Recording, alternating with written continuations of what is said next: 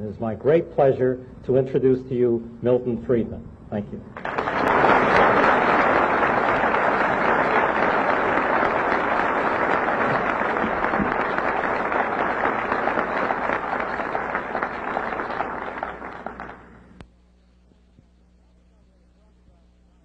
The topic I'm going to talk about tonight, I had thought it was announced. If not, it'll come as a surprise to you, but I hope not as an unpleasant surprise, is the topic of money and inflation.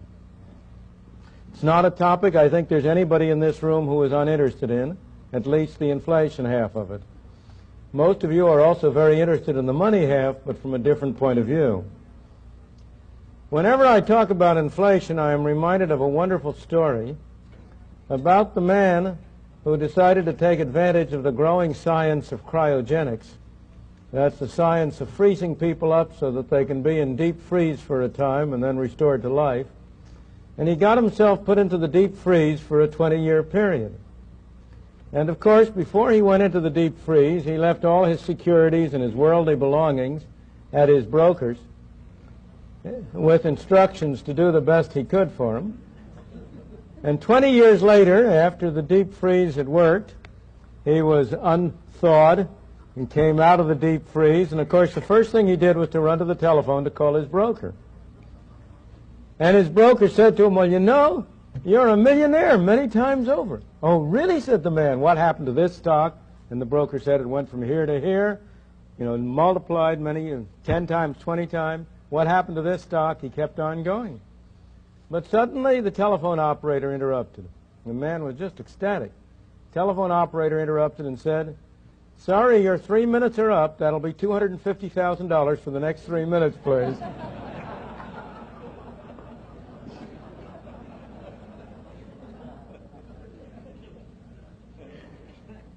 That's real inflation. That's at the moment a story, but it's not a story which does not have some examples in history. Inflation is a disease. It's a dangerous disease for a society. It is sometimes a fatal disease for a society. It's a disease that, if allowed to rage unchecked, can destroy a society. And we have many such examples. The classic examples, of course, are the extreme examples of Germany, of Austria, of Russia, after the First World War, when inflation really did reach levels at which the kind of apocryphal story I told you was a literal description of the reality. When inflation reached levels at which employers would pay their workers 3 times a day after breakfast, lunch, and dinner so they could go out and spend the money before it lost all its value. That's the real extreme cases. But you don't have to go to such extreme cases to see the enormous harm which inflation left unchecked can do. You have the example in many examples in South America. Brazil, before 1964, was brought down by an inflation that led to a revolution that toppled the existing government in order to stem the inflation. In the famous case of Chile, with Mr. Allende in power, he produced an inflation, which was one of the major factors that caused the economic catastrophe that led to the replacement of his government by a military dictatorship. We are nowhere near that stage in the United States, but it behooves us as a nation to pay attention to this disease, to ask ourselves, what is the cause of the disease? How do you cure the disease? What are the effects of the cure? What are the side effects of it? And what will happen if we don't cure it? And I propose to discuss the topic tonight under those headings, and then go on to consider in somewhat more specific detail the experience of the United States over the past decade or two and the present situation that we face. Now, the first step toward understanding the cause of inflation is to recognize that it is always and everywhere a monetary phenomenon. It's always and everywhere a result of too much money, of a more rapid increase in the quantity of money than an output. Moreover, in the modern era, the important next step is to recognize that today governments control the quantity of money, so that as a result, inflation in the United States is made in Washington and nowhere else. Of course, no government any more than any one of us likes to take responsibility for bad things. We're all of us human. If something bad happens, it wasn't our fault. And the government is the same way. So it doesn't accept responsibility for inflation. If you listen to people in Washington talk, they will tell you that inflation is produced by greedy businessmen, or it's produced by grasping unions, or it's produced by spendthrift consumers, or maybe it's those terrible Arab sheiks who are producing it. Now, of course, businessmen are greedy. Who of us isn't? Trade unions are grasping. Who of us isn't? And there's no doubt that the consumer is a spendthrift. At least every man knows that about his wife.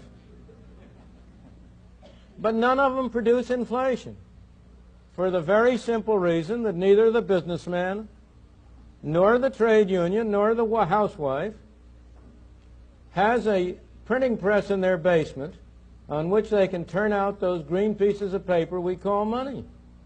Only Washington has that printing press, and therefore only Washington can produce inflation. If you listen to the people from the communist world, they'll tell you inflation is a capitalist phenomenon. That's not true. If you look at Europe today, one of the most rapid rates of inflation in Europe has been in Yugoslavia, which is a communist country. One of the slowest rates of inflation has been in Switzerland, which is a capitalist country. So inflation is not a capitalist phenomenon. But neither is it a communist phenomenon. If Switzerland has low inflation, the United Kingdom in recent years has had inflation rates running up to 20-25% a year. Italy has inflation rates today of that order of magnitude.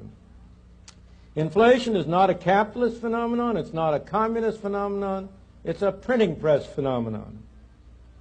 Now, in saying that inflation is a printing press phenomenon, in saying that inflation is always caused by a more rapid increase in the quantity of money than an output, you're only at the beginning of the problem, because you must distinguish the immediate cause from the more ultimate cause. You must ask, why is it that the quantity of money increases too rapidly? But before I go on to that question, I just want to settle for once and for all the point that inflation is a monetary phenomenon.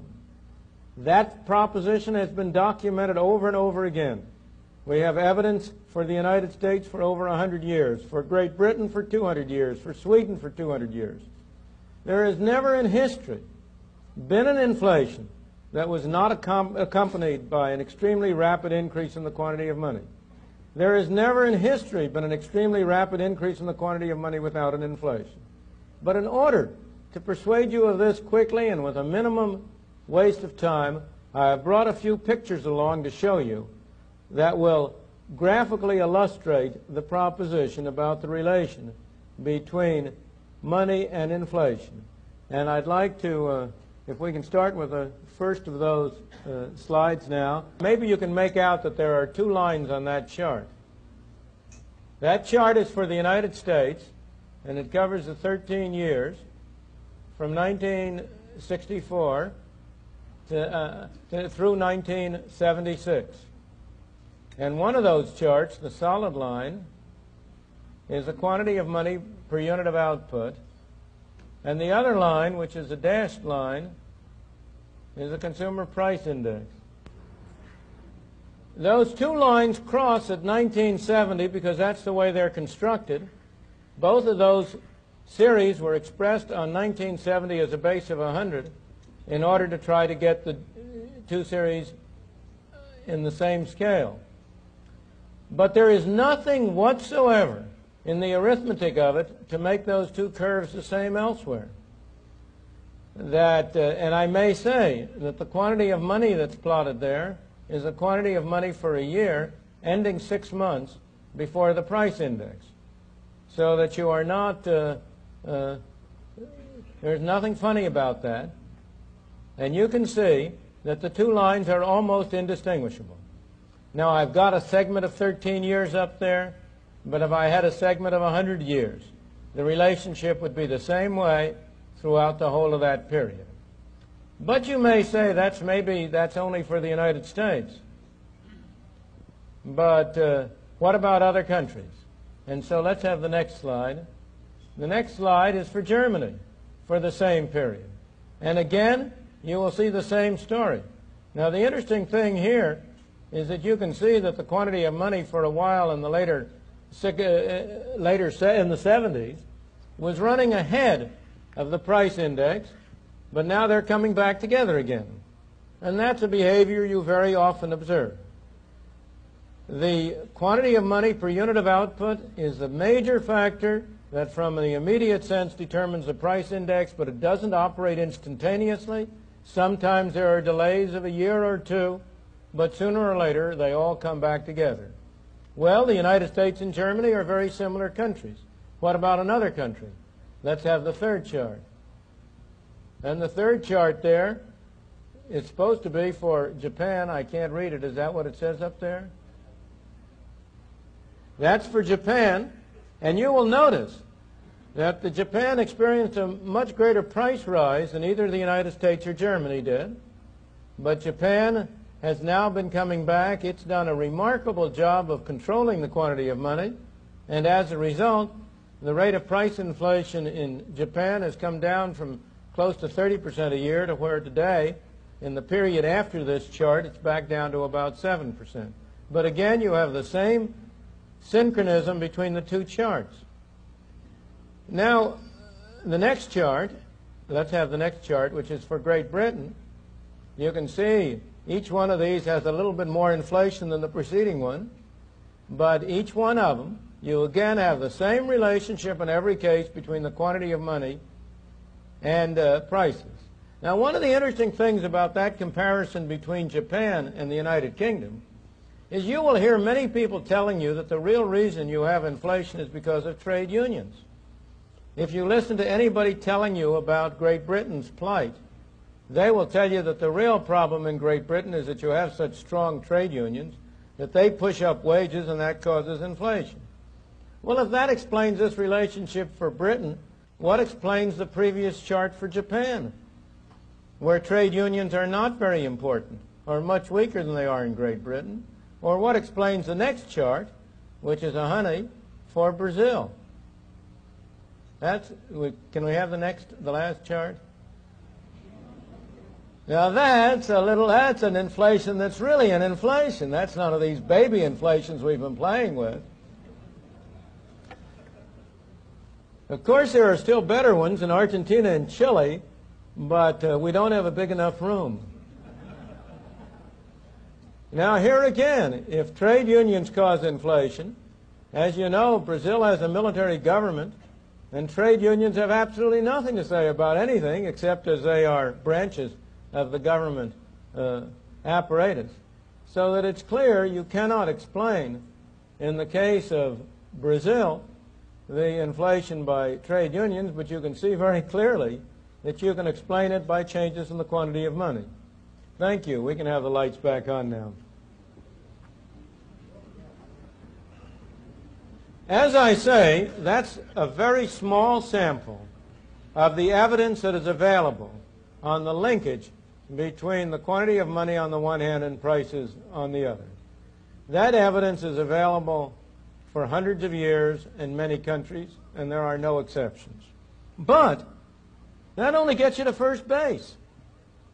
The question is, why is it that the quantity of money increases relative to output?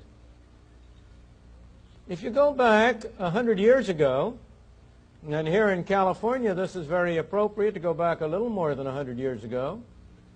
Sometimes the quantity of money increased more rapidly than output because of discoveries of gold or precious metals.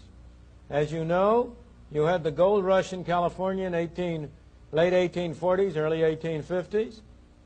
You had the Australian gold discoveries in the same period in 1850s. And you had a worldwide inflation as a result. In the 1890s to 1913, you had a worldwide inflation because of the perfection of the cyanide process for extracting gold from low-grade ore, which produced an outpouring of gold from South Africa to supplement the gold strikes up in Alaska. But those were the good old days, before the days when governments discovered that it could escape from that relic of an earlier time, the discipline of gold, and that it had a much more scientific method of controlling the quantity of money by ending the link to gold and instead turning to government-dominated money. And today, you do not have inflations for those reasons. Today, you have inflations because governments create a very large quantity of money. The question is, why do governments do that? And today, in the main, there are fundamentally three reasons, in my opinion, why we have experienced inflation and why it is a threat. The first, and by far the most important, is in order to pay for government spending. Now, of course, I say the government does this. That's wrong. The government doesn't do it. You do it. I do it. We, the citizen, do it. We tell the people in Washington, we tell our congressmen and our senators and our representatives, we want you to spend more money on us. But we don't want you to put any taxes on us. Oh, no. We don't want you to levy taxes. We want you to spend more, but we don't want you to tax more. There's no way you can do the one without the other. The real tax on the American people is what government spends. If government spends if the federal government spends $450 billion and only raises $400 billion in taxes, who do you suppose who pays that other $50 billion? Do you suppose the tooth fairy does? You pay it, and I pay it. And one of the ways we pay it is by the tax which we call inflation. Inflation is, from this point of view, a form of taxation. If government spends more than it takes in the form of things that are called taxes, it has to meet the difference, either by printing money or by borrowing from the public at large. Printing money is a very attractive device because inflation, from the point of view of a person sitting in Congress or in the Senate, is a wonderful tax. He doesn't have to vote for it. Have you ever known of a congressman who got up and said, I vote to impose a tax in the form of inflation of 10% next year? No, sirree. Inflation is a tax which is imposed without representation and which nobody has to vote for. And of course, it's a marvelous tax from the point of view of a congressman trying to meet the demands of his constituents for more spending. Inflation is taxation, yields tax revenue in three different ways. It yields it directly. We think of these pieces of paper we carry in our pocket as money, but it would be just as accurate to think of those as receipts for the taxes you've paid. If you pay the government $100 directly in taxes, the government sends you back a receipt you paid us $100 in taxes. Well, now, the beauty of printing money is that the receipt is right straight with the payment of taxes. What you're getting there is not money, but tax receipts. And from the point of view of the government, those pieces of paper, and I'm exaggerating, of course, they're not really pieces of paper. That's only the primitive way of doing it. In our modern age, we do it in a more sophisticated way through using a bookkeeper's pen or a computer instead of having to turn the printing press. It's in the form called deposits, one of the most misleading terms in the human language. When I think of a deposit, I think I put something there and there it is. But you know, when you go into a bank and deposit money, the people behind the counter run as fast as they can to another part of the bank to pay it out over another counter in the form of loans. It's not deposited there. And similarly, when the government sends a check, it may, in effect, be doing the equivalent of printing paper money. I won't go into the details of that process. You will get the right answer if you think of it strictly as printing paper money. So when the government gets revenue from inflation directly in the form of these pieces of paper, it can go out and spend without having gotten taxes from anybody. But it also gets revenue in two other ways. In the first place, with the kind of tax system we have, inflation raises other kinds of taxes without anybody having to vote for it. You might think that if prices go up by 10% and your income goes up by 10%, you're in the same position as you were before. But you're not. You're pushed up into higher brackets of the income tax, and on the average, if prices go up 10% and your income goes up 10%, your taxes will go up 15%. So that the Congress, again, is in a marvelous position.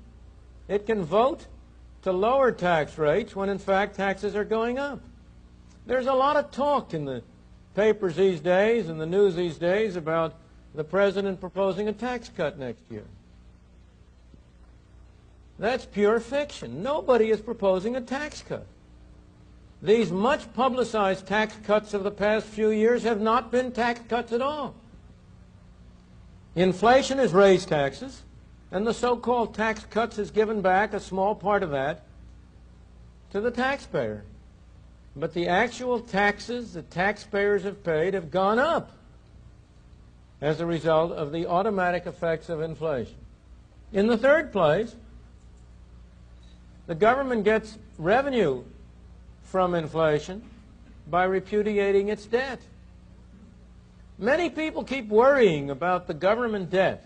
That's not something you should worry about, because the government debt today is smaller, that is the announced government debt, the open and above board government debt, bonds outstanding and the like, is smaller as a percentage of the national income than it was 20, 30 years ago.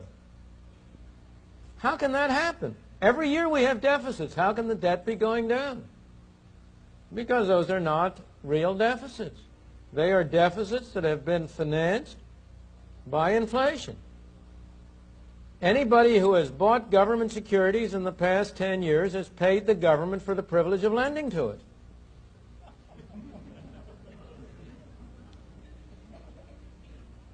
Anybody who has bought a long-term government bond and then redeemed it has gotten back an amount of money which has less purchasing power, less ability to buy goods and services than the sum he initially paid for the bond. And to add insult to injury, he's had to pay taxes on what they call interest. And as a result, the debt has gone down in meaningful terms. So that inflation is a marvelous resource for a government in all three of these ways. That, as I think, has been the main reason throughout history, not only now, but going back for thousands of years. You know, you had a great inflation during the time of the Roman Empire, when Diocletian was emperor. He did it in a different way. He did it by taking nice, good, full-bodied silver coins and replacing the silver by an alloy that was worthless until there was less and less silver. until one of the history books talks about the ancient denarius, which used to be a full-bodied silver coin, finally having become, in Diocletian's era, little more than a copper coin with a wash of silver. Now, I happened to come across that quotation the same year in which the American Treasury was replacing our full-bodied silver coin by a copper coin with not even a wash of silver, only of nickel. History does repeat itself. So that's been always throughout history a major reason why you have had creation of money to finance government expenditures. But we've added another reason in these days, and that's allegedly to promote full employment. In the post-war world, after World War II, every country in the West has had a full employment policy, which means not that we've had full employment. On the contrary, as you know, we've been having increasing unemployment in recent years. But that every time, for quite a period, there was a threat of unemployment or unemployment started to rise, there was a strong tendency by government to say, we've got to do something about this. We have to print more money. We have to spend more money. We have to stimulate the economy. The result of which has been to create an increased quantity of money that in the first instance has had some favorable effects on employment, but only temporarily, only so long as you could fool the people. And then, when people got on to what was going on, it came out in the form of inflation. In the United States, we've also had, and in most countries, a third, less important factor that has contributed to excessive increases in the quantity of money. And that has been mistaken policies by the central bank. Professor Segan referred to the mistake of the Federal Reserve Bank in the late 20s, early 30s. From 1929 to 1933, the quantity of money in the United States went down by a third. And that was a major factor that produced the catastrophe. That was a great mistake of the Federal Reserve. It learned from that mistake. Government agencies, like people, don't always make the same mistake the next time. They make a different one. And since that period, the central banks have tended to make the mistake in the opposite direction.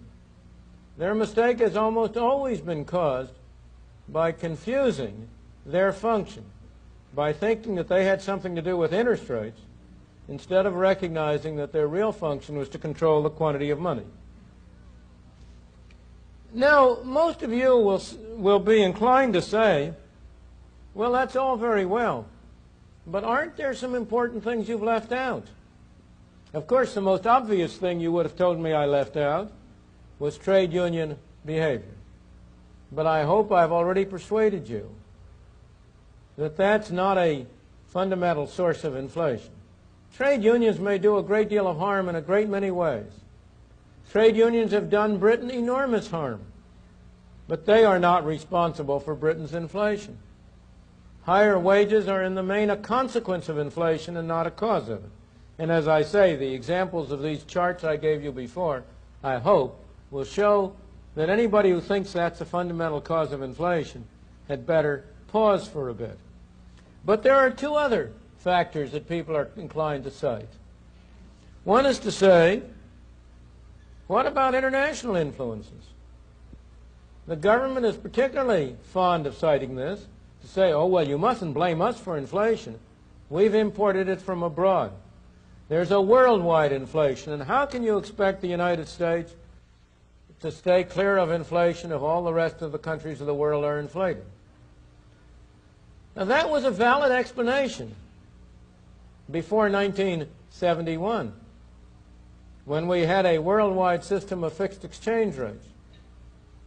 In that case, it is true that inflation in one country would tend to spill over into another because it would influence the quantity of money. In that case, it was inflation in America that produced in the United States that produced inflation in many countries around the world, because their currencies were linked through a fixed exchange rate with ours. But today, that explanation is not valid.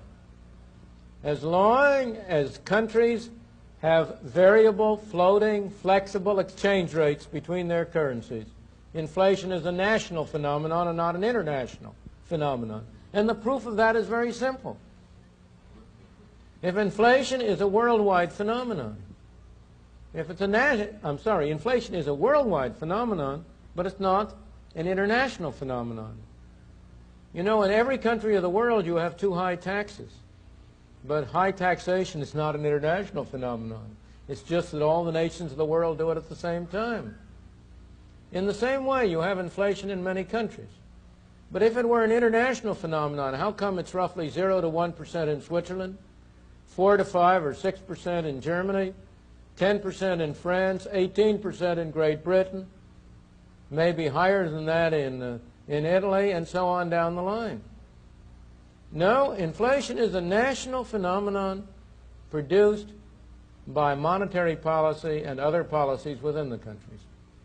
Now, the second argument that will be made, you've left out of this picture productivity. In those charts, what was it that I connected with prices? It was not simply the quantity of money. It was the quantity of money per unit of output. And it's true. Anything that increases output will tend to hold down prices. And so it's very common for people to say, well, the real source of inflation is that our productivity has not been increasing as much as it should. Or to say that the real cure for inflation is to increase productivity. Now, productivity is an enormously important phenomenon. From the point of view of our standard of life, of how well we live, there's nothing that's more important. If we can get a rate of real growth of 3% instead of 2%, that will make a great difference over a period of time. And I don't doubt that one of our national problems is a fall-off in the growth and productivity. But from the point of view of inflation, it's the wrong order of magnitude. It would be a tremendous achievement to raise the average rate of growth of real output in this country from 3% a year to 4% a year. That would be a 33 1/3% increase. It would be a dramatic change. But it would reduce the rate of inflation by 1 percentage point a year. And from that point of view, the possible variations in the quantity of money are much greater than the variations in output and productivity. So from the point of view of inflation, productivity is very much of a bit actor on the stage. The lead, the hero or the villain, as you wish it, is not productivity, but what happens to the quantity of money. Now, so much for the cause of inflation. It's very easy to say what the cure is. There's no problem how to stop inflation. That's the easiest thing in the world to say. In order to stop inflation, you have to have the government spend less and print less. That's the only way you're going to stop inflation. That's the one and only cure. But you know, the real problem isn't to know how to cure inflation. The real problem is to have the political will to do so. If I may go back to my medical analogy, some years ago my physician told me about a young man who was a patient of his who had a debilitating disease, as a result of which his fingers were threatening to fall off, his toes were threatening to fall off. And my physician said, you know, that young man could be cured in no time. The only thing he has to do to be cured is to stop smoking. But I cannot in any way bring him to stop smoking. He refuses to do it. Now, the disease was curable in one sense, but it was not easy to do it. An analogy that in some ways is much closer to the problem of inflation. It's a very literal analogy, but also something of a medical analogy, is alcoholism. The thing about alcoholism is that when you go out on a toot, the good effects come first, and the bad effects only come the next morning when you have the hangover. Now that's exactly the way it is with inflation. When you start inflating, the good effects come first. After all, the government's printing money, everybody thinks he's richer, he's got all these pieces of paper. And initially it does have that effect. It makes business good, it expands output. It's only after a while, when it works its way through to inflation, that the bad effects come later, and you then have inflation. Similarly, on the other side, the great problem in curing an alcoholic is that the bad effects come first, and the good effects come later when you try to cure it. If a man who has been subject to a craving for alcohol goes off the wagon, it's terrible.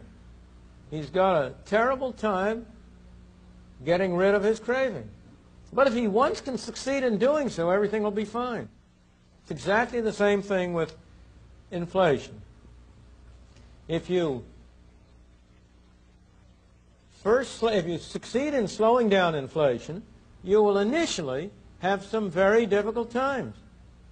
Just as inflating stimulates the economy temporarily, so slowing down inflation slows down the economy temporarily. A more direct reason why it's difficult to apply the cure is because it's not so clear that people want to stop inflation. If I ask people, are you in favor of inflation or not? Everybody's against inflation.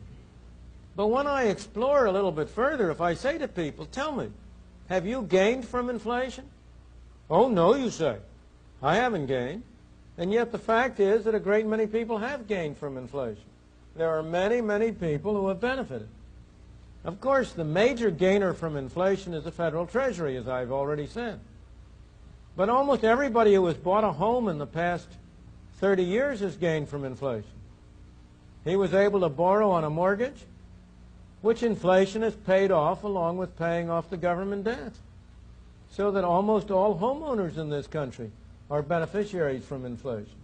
Indeed, one of the things that makes inflation such a bad social disease is precisely that it tends to be divisive. Because some people do very well during an inflation period, and some people do very badly.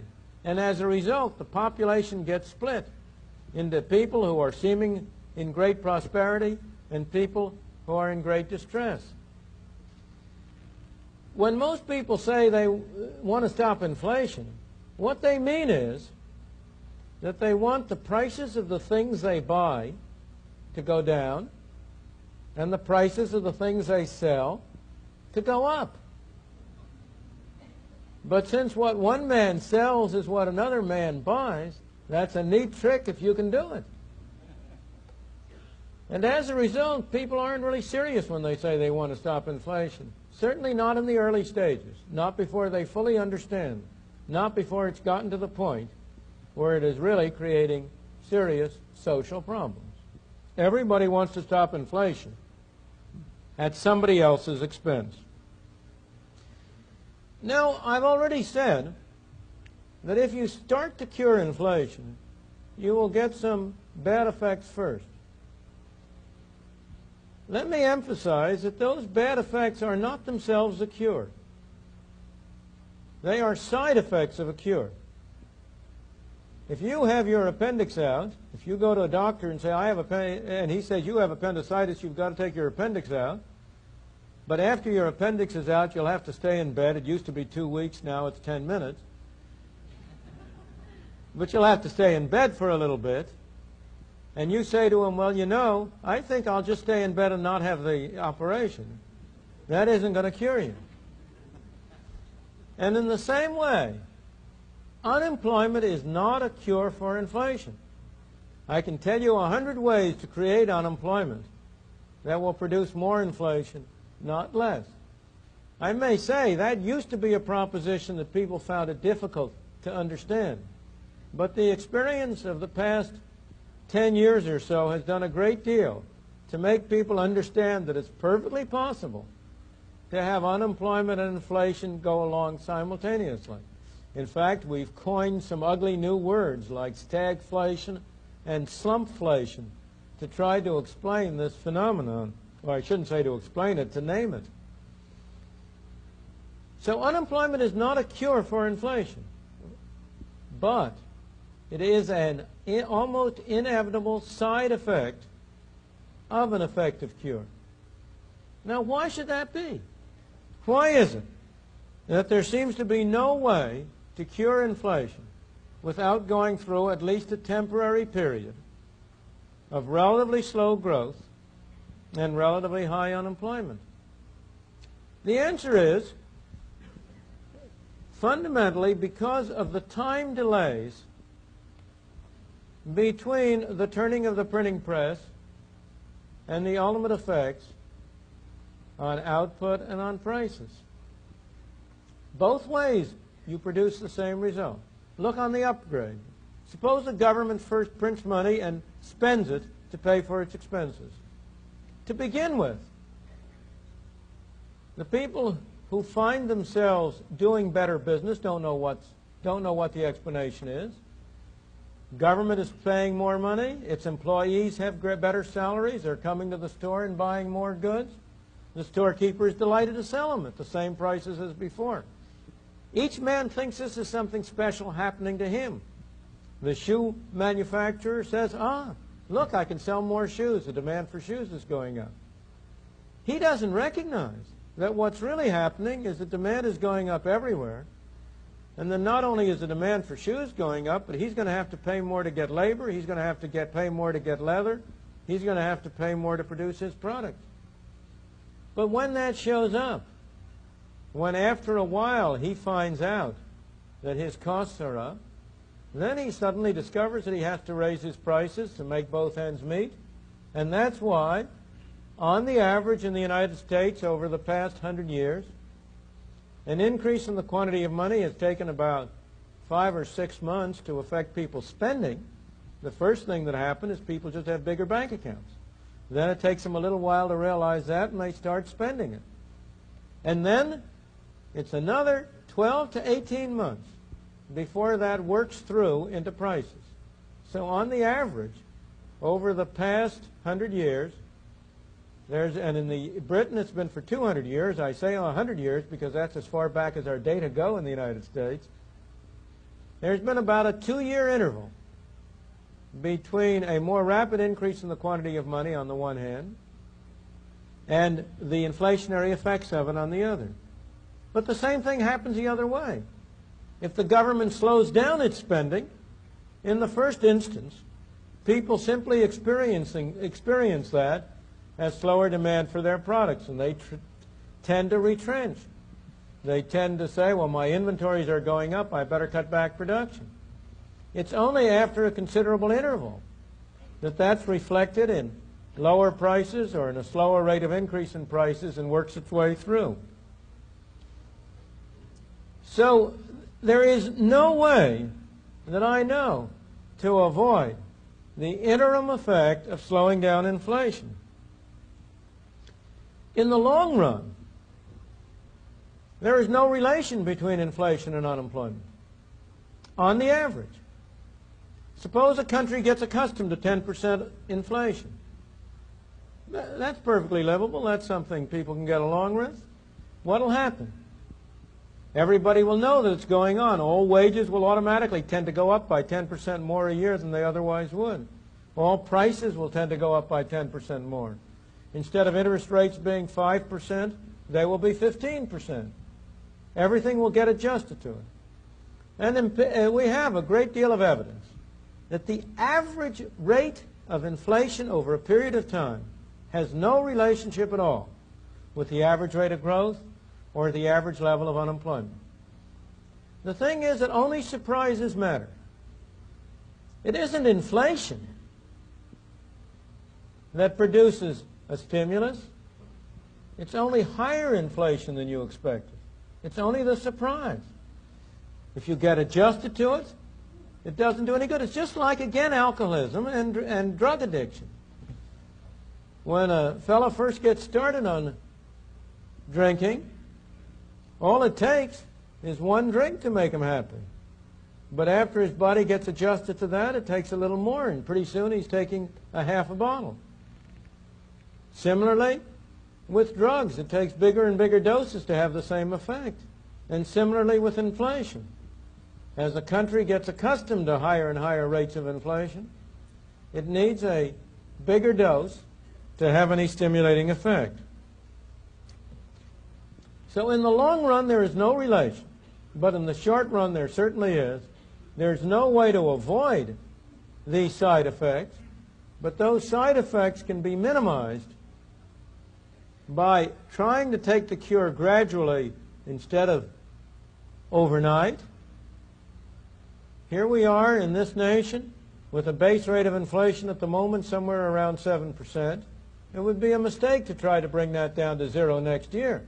We ought to do it over a 3 or 4 year period to give people a chance to adjust.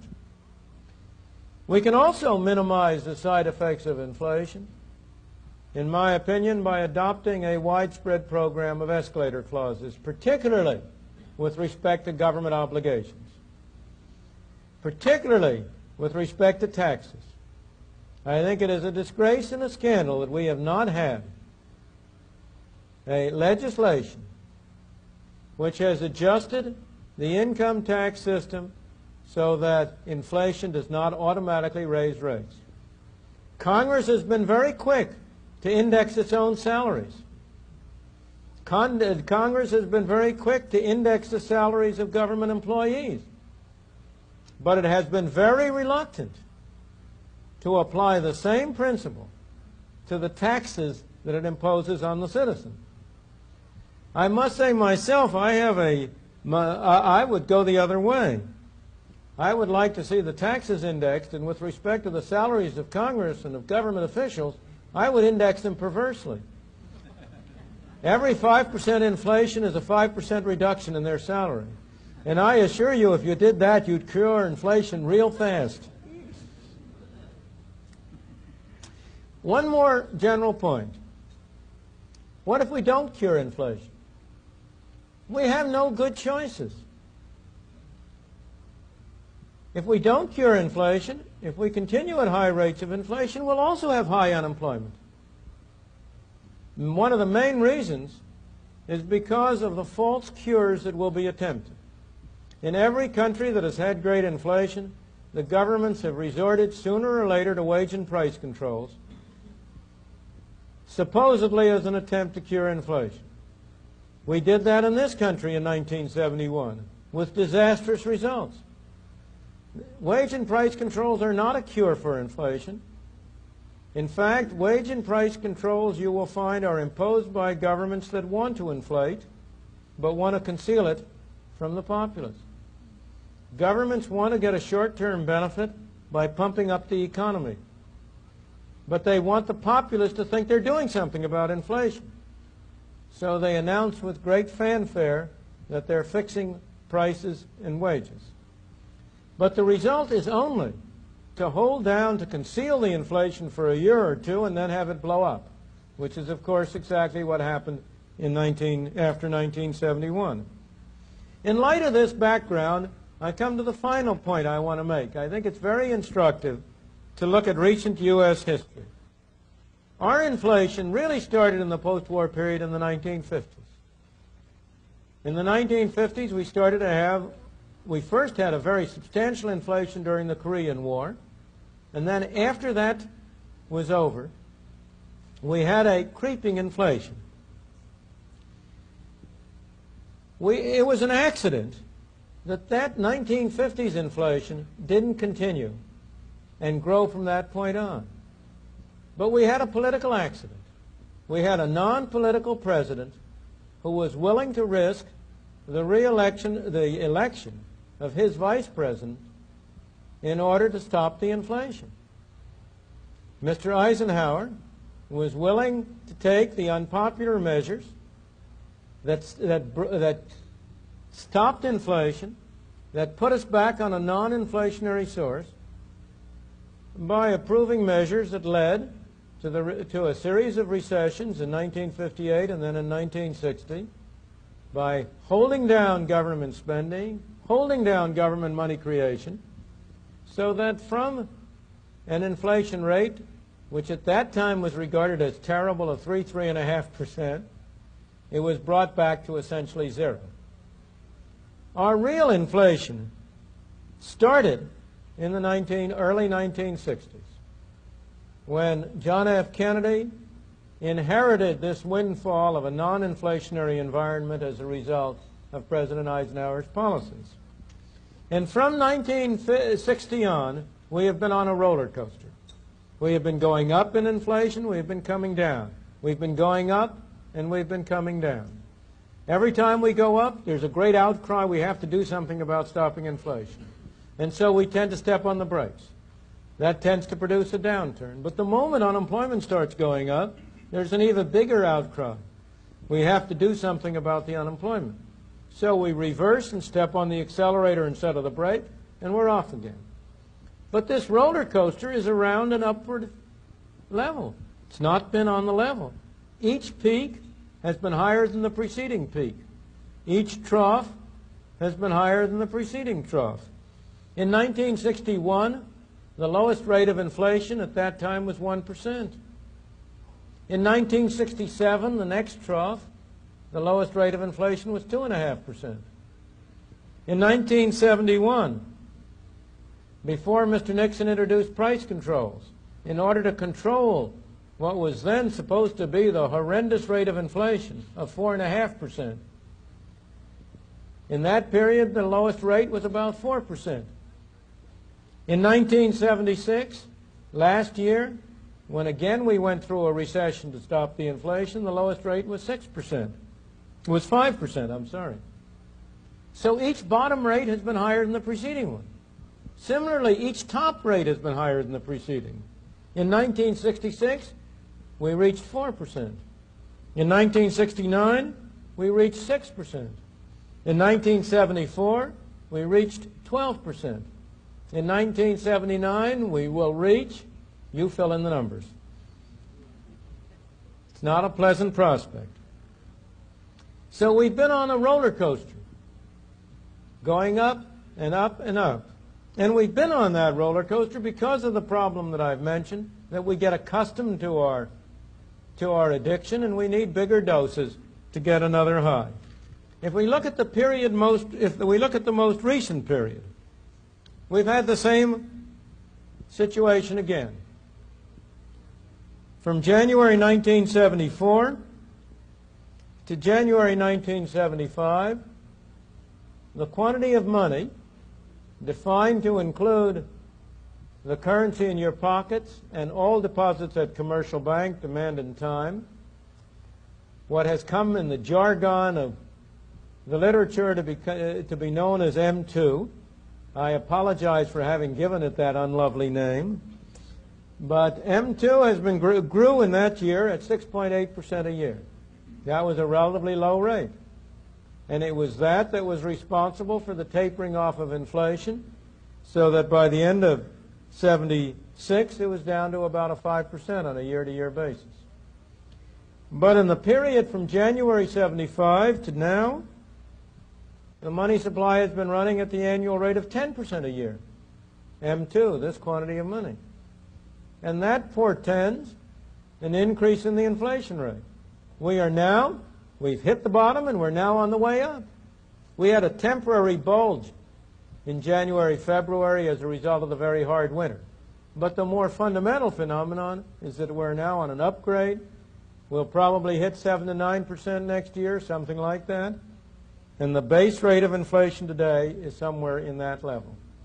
The tragedy of this whole history is that we have time and again, 4 times now, paid the price of stopping an inflation and not gotten the benefit. We've stepped on the brakes. We've slowed down the monetary expansion. We've taken a recession.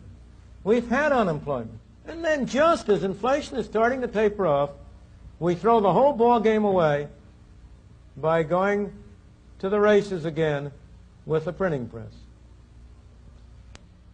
Unfortunately, given these mistakes, at the present time, the options open to this country are only bad options. We don't have good options. If you were sitting in at the Federal Reserve Board and deciding on monetary policy, you mustn't suppose you'd have anything good you could do. Whatever you do is bad. given the amount that you have now of money that has now been pumped into the economy, you have only two bad choices. If you slow down drastically in order to try to hold back inflation, the economy will experience a recession in late 78, early 79, and it may be a fairly severe recession. Alternatively, you can say, well, we can't do that. We've got to step on the gas, keep doing what we're doing now. Then you are condemning the economy to going into another period of double-digit inflation. 2 years ago, there was a choice. Having paid the price for slowing down the inflation, we should have continued on a relatively slow rate of monetary growth, and then we would by now be well on the way to a cure for our inflation.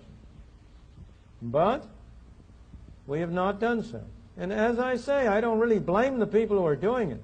The real blame has to be put on us, the citizens, the voters of this country, for not telling our government what we want them to do. And I am afraid that we shall have to go through several more of these swings in the roller coaster before the American people decide that they have had enough of it, and that it's time to bring it to an end, that it's time to send an unmistakable message to Washington: we want you to stop the roller coaster. When we do, there is no technical difficulty about stopping it. Let me emphasize, it will not be costless to stop it, but it will not be costless to continue what we're doing. If I may conclude with my medical analogy, if you're sick, it's very, very seldom that a doctor can give you a cure which will enable you to rise from your bed the next day a whole person, completely unaffected by your illness. We have a disease called inflation. Fortunately, our basic constitution is strong. This is a strong, healthy country, although we've been doing our best to make it unhealthy. We've been doing our best to take measures that will reduce our productivity. But nonetheless, we're still a pretty strong, healthy country.